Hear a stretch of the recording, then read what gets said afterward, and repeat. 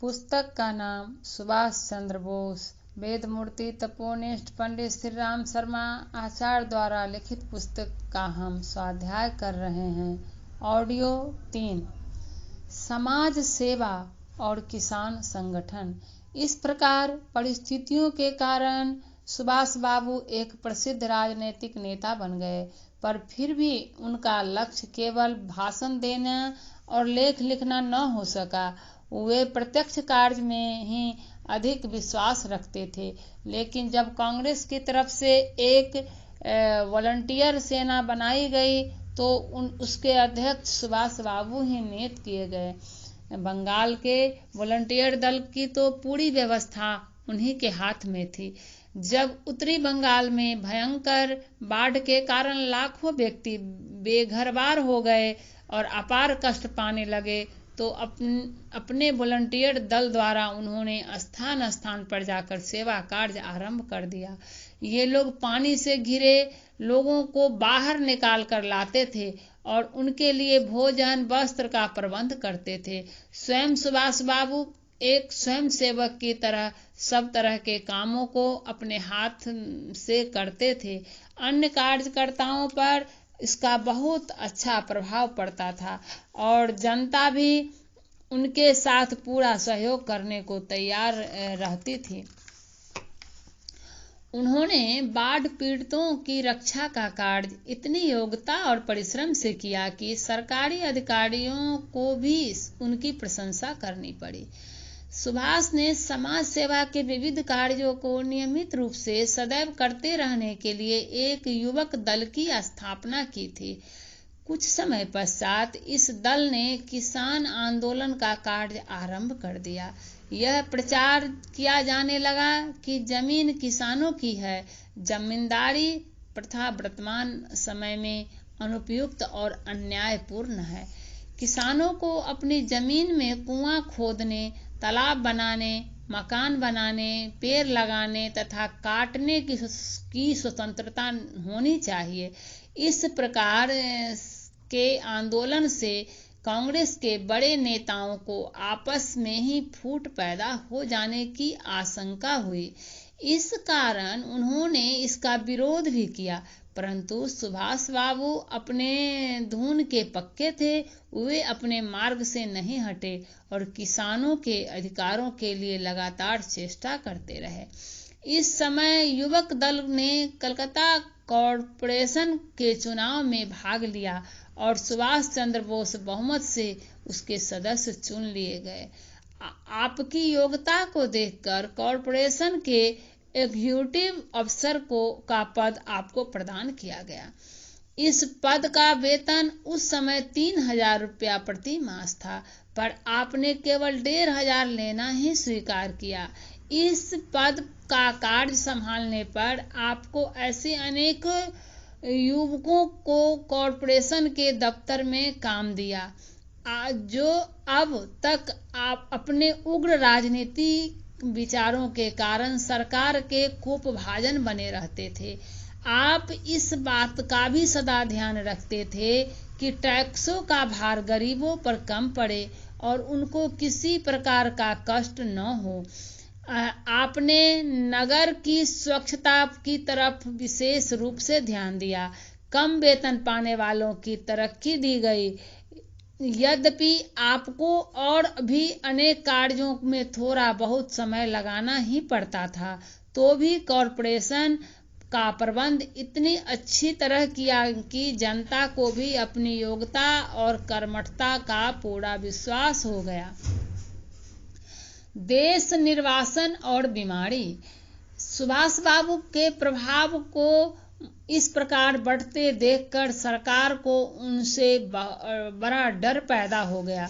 वे बड़े निडर और साहसी थे और अपने भाषणों में सरकार की कड़ी आत्म आलोचना करने में जरा भी संकोच नहीं करते थे। इसके फल से भारतीय प्रजा में विद्रोही भाव उत्पन्न होते थे और अंग्रेजी सरकार का प्रभाव क्षीण होता था। दूसरी बात यह भी थी कि सरकार को आप अपने सीआईडी विभाग जासूसों से यह खबर मिली थी कि सुभाष केवल कांग्रेस और युवक दल का आंदोलन नहीं चलाते, वरन गुप्त रूप से बम और पिस्तौल चलाने वाले क्रांतिकारियों से भी छिपे तौर पर संबंध रखते हैं और उनकी सहायता करते रहते हैं।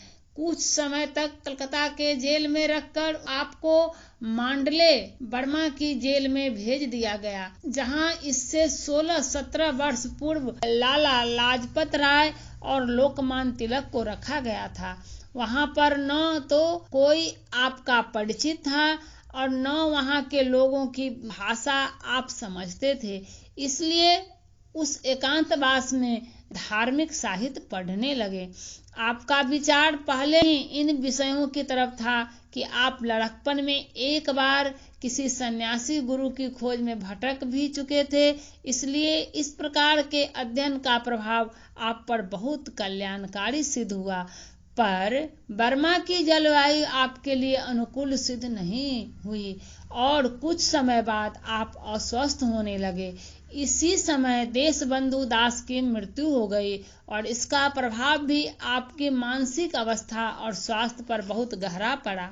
रहन सहन और खान पान में बहुत परिवर्तन हो जाने से आपको कई प्रकार की उदर व्याधि हो गई और धीरे धीरे निर्बलता इतनी बढ़ गई कि अधिकतर चारपाई पर ही पड़े रहने लगे। जब यह समाचार भारत में पहुंचा तो जनता में रोष की जगह एक लहर व्याप्त हुई और लोग सरकार पर दोषारोपण करने लगे और यह देश के प्रसिद्ध नेताओं को इसी प्रकार जेल में घुला घुला कर मार डालना चाहती है। सुभाष बाबू के घर वाले और इष्ट मित्र भी सरकार से लिखा पढ़ी करने लगे, पर सुभाष बाबू के मन में उस समय भी एक आध्यात्मिक भाव प्रस्फुटित हो रहा था और साथ ही भारतीय जेलों के सुधार की योजना बन रही थी।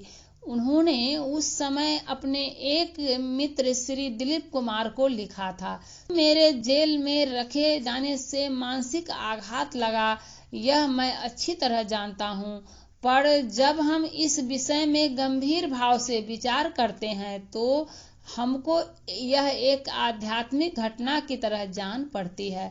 मैं यह नहीं कहता कि जेल में रहना मुझे पसंद है, ऐसा कहना तो स्पष्ट ढोंग होगा।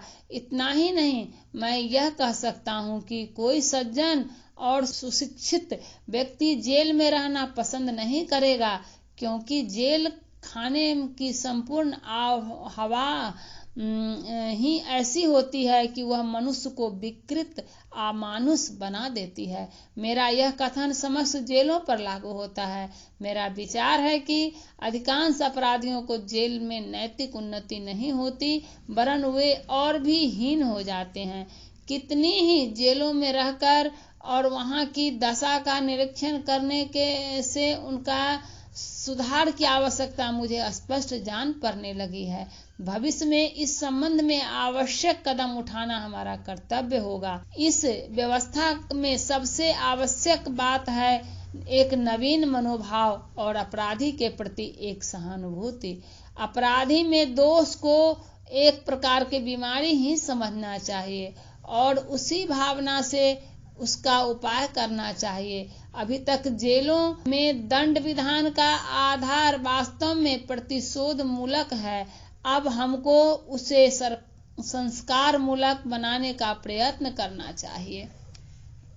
मेरे मन में आता है कि मुझे स्वयं जेलों में रहना न पड़ा होता तो मैं जेल में रहने वाले किसी अपराधी को सहानुभूति की दृष्टि से नहीं देख सकता था। इसलिए मेरी ऐसी धारणा बनती जाती है कि हमारे साहित्यकों और कलाविदों को यदि जेल जीवन की कुछ जानकारी होती तो उनकी रचनाएं इस दृष्टि से कहीं उच्च कोटि की हो सकती थी। जब मैं इस समस्त घटना पर गंभीरता पूर्वक विचार करता हूँ तो मेरे हृदय में यह धारणा उत्पन्न होती है कि मेरे इस समस्त दुख के और कष्ट सहन करने के पीछे एक महान उद्देश्य छिपा है। प्रायः सभी सुशिक्षित व्यक्तियों की कारावास की दशा में इस प्रकार का एक दार्शनिक भाव उनके हृदय में शक्ति का संचार करता रहता है। मैं भी ऐसा ही अनुभव कर रहा हूँ। अब तक मैंने जो पढ़ा और सुना और जीवन के संबंध में जो मेरी धारणा है, उसके आधार पर अपने मनोबल को ऊंचा रख सकता हूँ। पर मेरा कष्ट केवल मानसिक तथा आध्यात्मिक नहीं है, वह तो शरीर का कष्ट है। आत्मा तो प्रायः शक्तिशाली रहती है, पर देह समय समय पर दुर्बल हो जाती है। मैं अनुभव द्वारा इस निर्णय पर पहुंचा हूं कि जेल में किसी लंबी मियाद वाली कैदी के लिए सबसे बड़ी विपत्ति यही है कि अनजान में ही उसके ऊपर अकाल वार्धक्य के समय से पूर्व की वृद्धावस्था का आक्रमण हो जाता है। तुम बाहर रहने वाले इस बात की कल्पना नहीं कर सकते कि लंबी कैद के फलस्वरूप मनुष्य की देह और मन धीरे धीरे कैसे अकाल वृद्ध हो जाते हैं। इससे कितने ही कारण होते हैं, जैसे खराब भोजन, व्यायाम अथवा चलने फिरने का अभाव, समाज से दूर रहना, पराधीनता का बंधन, इष्ट मित्रों का अभाव और संगीत जैसे मनोरंजन का न होना। इनमें से कुछ अभाव ऐसे हैं जिनकी पूर्ति मनुष्य अपने भीतर से कर सकता है और कई ऐसे हैं जो बाहर से ही पूर्ण हो सकता है। अलीपुर जेल में यूरोपियन कैदियों के लिए सप्ताह में एक बार संगीत की व्यवस्था थी, पर भारतीयों के लिए वैसी कोई व्यवस्था नहीं थी। वनभोज, हास्य विनोद, संगीत चर्चा, सभा सम्मेलन, खुले मैदान में खेल कूद, रुचि के आधार काव्य और समृद्धि बना देते हैं। इस तथ्य को हम बहुत कम समझ पाते हैं, पर जब हमको जबरदस्ती जेल में बंद कर दिया जाता है तभी उनका वास्तविक मूल्य ज्ञात होता है। जब तक जेलों में स्वास्थ्यजनक और उच्च सामाजिकता के नियमों का प्रचार न होगा, तब तक कैदियों का सुधार संस्कार होना असंभव है और तब तक जेलों उन्नति के पथ पर अग्रसर करने वाली बनने के बजाय आजकल की तरह अवनति के केंद्र स्वरूप ही बना रहेंगी। वास्तव में अपराध और अपराधियों की समस्या बड़ी दुरूह है। विचारशील लोग यह स्वीकार करते हैं कि अधिकांश अपराध आजकल की विपरीत अन्यायपूर्ण सामाजिक, आर्थिक और राजनीतिक परिस्थितियों के कारण होते हैं। अन्यथा एक तुच्छ से तुच्छ व्यक्ति भी जेल में बंद होकर तरह तरह के कष्ट, यंत्रणा और सुविधा सहन करना पसंद नहीं कर सकता। इसलिए जैसा सुभाष बाबू ने लिखा है, अनेक हृदय व्यक्तियों का सही यही मत है कि अपराधियों को और जेल में बंद कैदियों के साथ वैसा ही व्यवहार किया जाना चाहिए जैसा कि बीमार के साथ किया जाता है, अर्थात उसके साथ जो व्यवहार किया जाए उसमें दंड या प्रतिशोध की भावना बिल्कुल न रहे, पर उसने जिस कारणवश अपराध किया है उस कारण को दूर करके मनसोपचार द्वारा उसके स्वभाव को बदलने की चेष्टा की जानी चाहिए। आदर्श और सिद्धांत के दृष्टि से इस विचार में कोई गलत बात नहीं है और हमारा विश्वास है कि इस एक समय आएगा जब सिद्धांत परिपूर्ण से व्यवहार में लाया जाने लगेगा।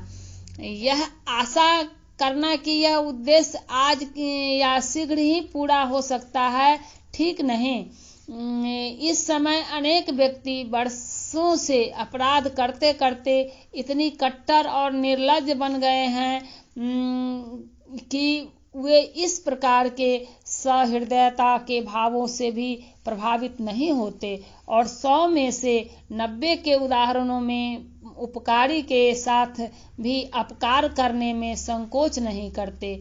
ऐसे स्वभाव से ही दुष्ट और समाज के लिए वन्य पशुओं के समान खतरनाक लोगों को क्षमा कर देने या कुछ मनसोपचार करके स्वाधीनता पूर्वक रहने का अधिकार देना हानिकारक हो सकता है। ऐसे अपराधियों का सुधार क्रमशः ही हो सकेगा। श्री बर्नार्ड शॉ ने एक बार लिखा था कि जो दुष्ट व्यक्ति समाज के लिए सर्प और भेड़ियों की तरह भयंकर और स्वभावतः हानि पहुंचाने वाले हो, उनको वैज्ञानिक साधनों से शीघ्र खत्म कर देना चाहिए, जिससे वे स्वयं कष्ट पाने और दूसरों को कष्ट देने के बजाय शांतिपूर्वक दुनिया से विदा हो जाएं।